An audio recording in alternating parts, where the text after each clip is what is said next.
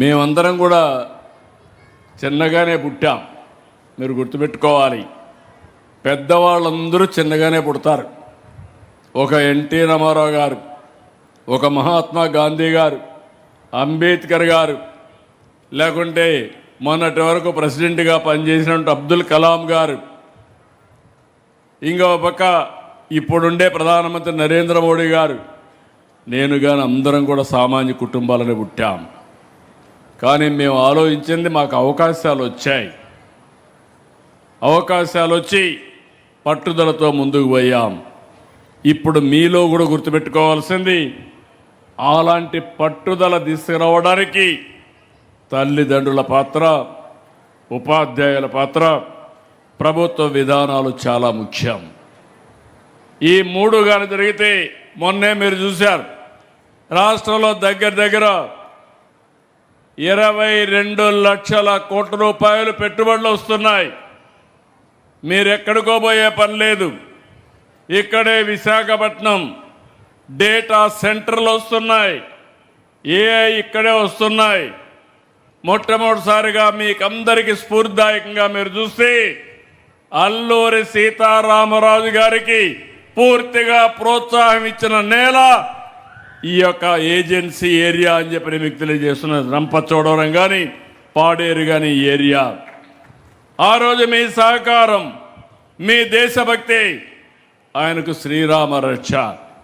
ఈరోజు అందుకే ఆ స్ఫూర్తిని శాశ్వతంగా పెంచాలని భోగాపురం ఎయిర్పోర్టుకి అల్లూరి సీతారామరాజు ఎయిర్పోర్ట్ పెట్టి ఆ స్ఫూర్తిని ముందుకు తీసుకెళ్తాం. ఆగస్టు 1వ తారీఖున ప్రధానమంత్రి వస్తున్నాడు, ఇనాగరేట్ చేస్తాం.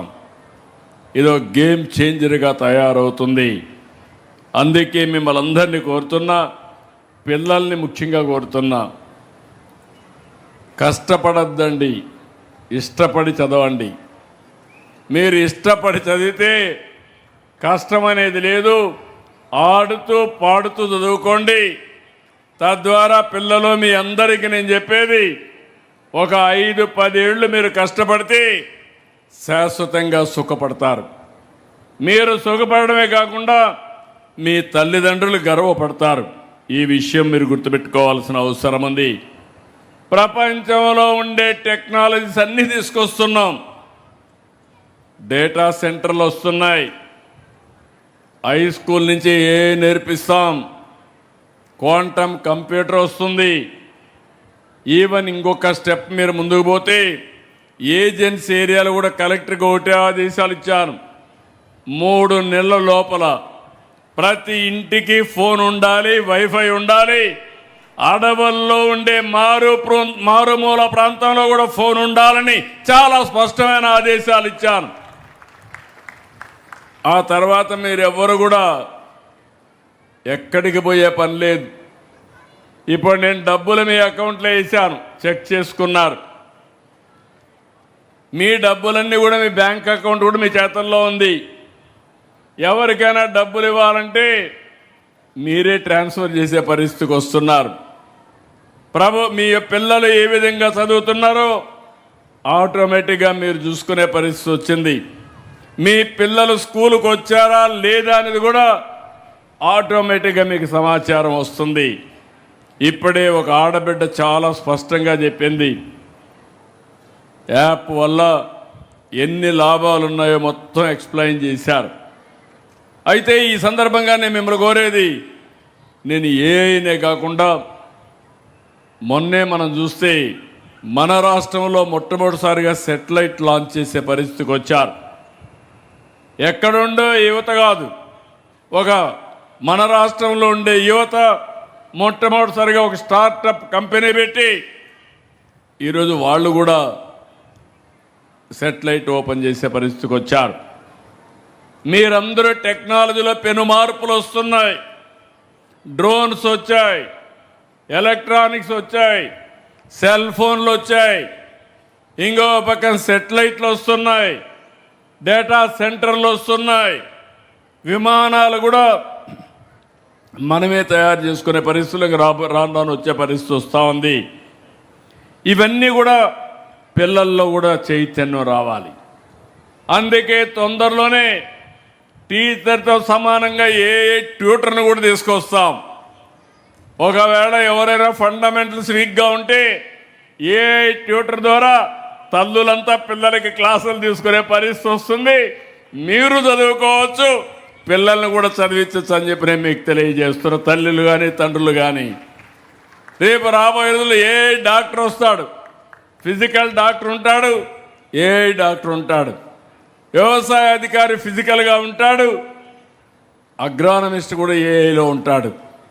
ఇవన్నీ తొందరలోనే వస్తాయి. ఈ విషయం మీరు గుర్తుపెట్టుకోవాల్సిన అవసరం ఉంది. అయితే ఇక్కడే అందరినీ తల్లుల్ని తండ్రుల్ని కోరుతున్నా, శాశ్వతంగా పేదరికంలో ఉండడానికి వీలు లేదు. మీకు కూడా కోరికలు ఉన్నాయి, మీకు కూడా కొన్ని కళలున్నాయి. అవన్నీ న్యాయం చేసే బాధ్యత, సాధించే బాధ్యత మేము తీసుకుంటాం. అందుకే ఇక్కడే పిల్లలందరూ కోరుకోవాలి, dare to dream, strive to achieve.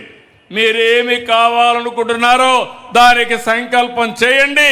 ఆ సంకల్పాన్ని సాధించడానికి సహకరించే బాధ్యత ఈ ప్రభుత్వం తీసుకుంటామని మరొక్కసారి మీ అందరికీ హామీ ఇస్తున్నా. ఇక్కడ కావాల్సింది టీచర్లను కూడా కోరుతున్నా. నేను చూశాను, ఏదైతే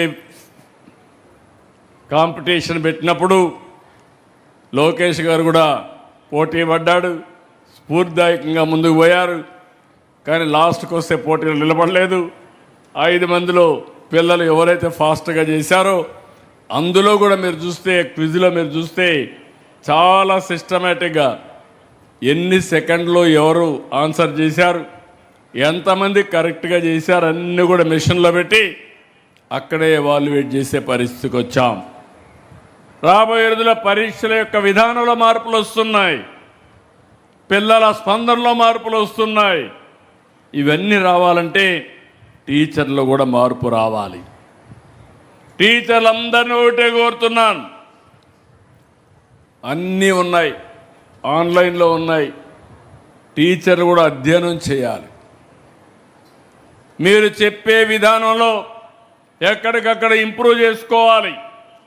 ఒక మాటలో చెప్పాలంటే తల్లిదండ్రులను చాలామందిని చూస్తున్నాను, పిల్లలకు పరీక్షలు వస్తే నిజమైన పరీక్ష తల్లులకు ఉంటుంది.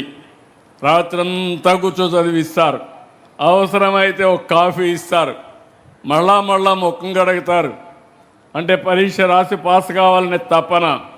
కానీ తండ్రులు మాత్రం ఆ బాధ్యత తీసుకోవడంలా మీరు మాత్రం దర్జాగా పడుకుంటున్నారు.